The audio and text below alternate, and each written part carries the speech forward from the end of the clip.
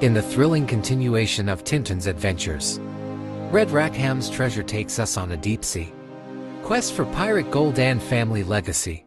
After discovering 3 ancient parchments and the secret of the unicorn, Tintin and Captain Haddock believe the legendary treasure of the pirate Red Rackham lies sunken with the ship, the unicorn. With excitement in their hearts, they board the ship Sirius and set sail for the Caribbean. But they're not alone. Thompson and Thompson, the ever-clumsy detectives, insist on joining the trip. Before departure, they meet a peculiar inventor, Professor Calculus.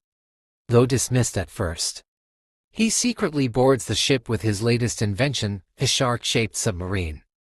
That odd little machine will prove more important than anyone expected. Using the coordinates from the parchments, they search the sea, but find nothing until Tintin realizes a mistake in the longitude. A small correction leads them to a hidden island lost in time.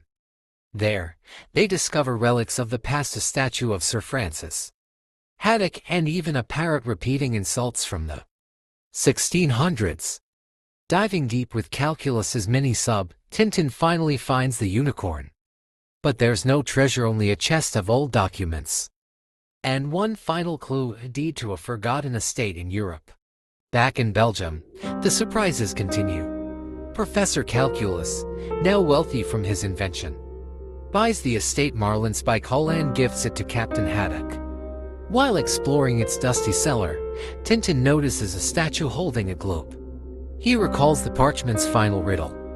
From light, light will shine, and the eagle's cross will appear. Inside the globe, a hidden mechanism clicks. And there it is. The real treasure of Red Rackham, chests overflowing with gold, jewels, and priceless artifacts. Join Tintin on this unforgettable journey of mystery, friendship, and discovery. Don't forget to like, share, and subscribe for more timeless adventures.